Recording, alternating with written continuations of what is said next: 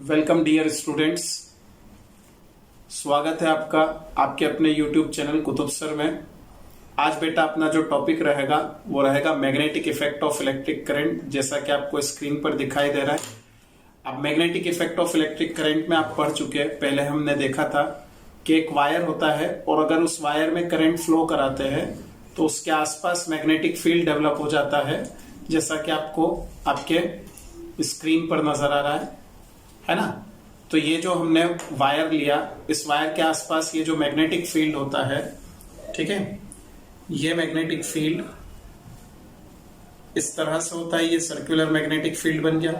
तो क्या कहता है ampere circuital law? Ampere circuital law ये कहता है कि अगर हम इस मैग्नेटिक फील्ड का लाइन इंटीग्रेशन करें, है ना, इस क्लोज्ड पाथ में।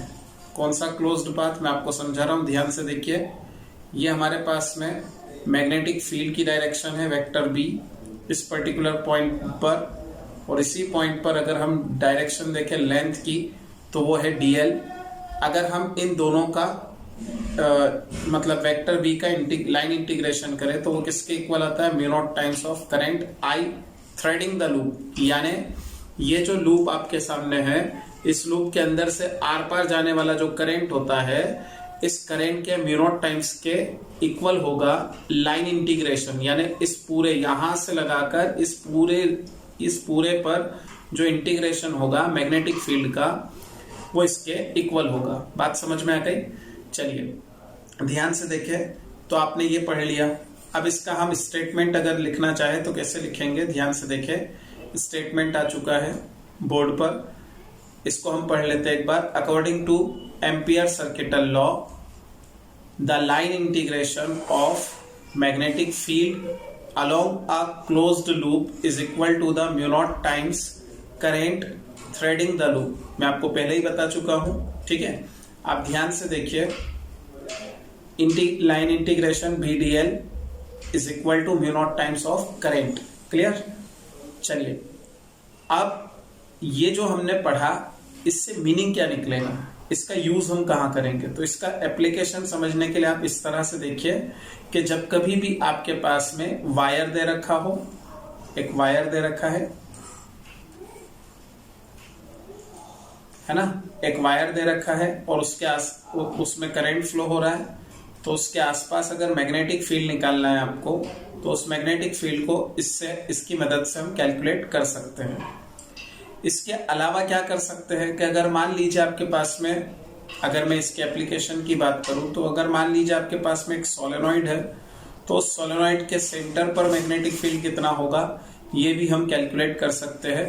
अगले जो दो टॉपिक रहेंगे हम यही पढ़ेंगे कि मैग्नेटिक मतलब जो लूप है या जो कॉइल है हमारे पास में, उस कॉइल पर मैग्नेटिक फील्ड निकालेंगे हम, और एक वायर से मैग्नेटिक फील्ड हम कैलकुलेट करने की कोशिश करेंगे, ठीक है।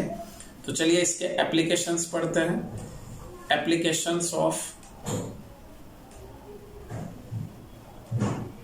अगर हम पहला एप्लीकेशन देखें तो क्या निकलता है? Magnetic field due to a straight current carrying conductor. मान लीजिए हमारे पास में करंट कैरिंग कंडक्टर है, ये जैसा आपको दिखाई दे रहा है बोर्ड पर, ये मान लीजिए मैंने करंट कैरिंग कंडक्टर ले लिया, ठीक है। इस करंट कैरिंग कंडक्टर में करंट है मान लीजिए I, और x डिस्टेंस पर एक पॉइंट मैंने मार्क कर दिया कैपिटल X। कैसे कंसीडर किया हमने? मान लीजिए ये एक वायर है, इस वायर से x डिस्टेंस पर एक पॉइंट है, मुझे इस पॉइंट पर मैग्नेटिक फील्ड कैलकुलेट करना है। तो कैसे कैलकुलेट करूंगा बेटा? यहां पर कंसीडर कीजिए एक एम्पीरियन लूप जो किसे कंटेन करेगा? इस पॉइंट x को कंटेन करेगा, जिसकी रेडियस r, रेडियस x हो जाएगी।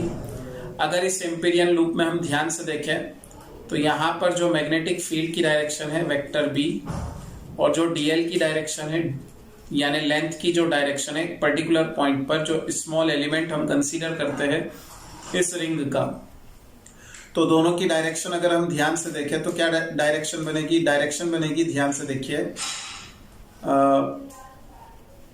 बी और डीएल की टेंजेंशियल डायरेक्शन बनेगी।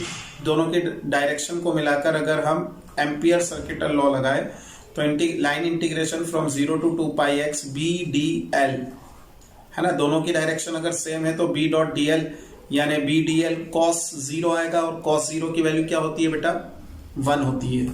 और इक्वल में क्या आ जाएगा mu naught times of current threading the loop. ये जो लूप यहाँ पर है, इस लूप में करंट यहाँ पर कितना है I, ठीक है।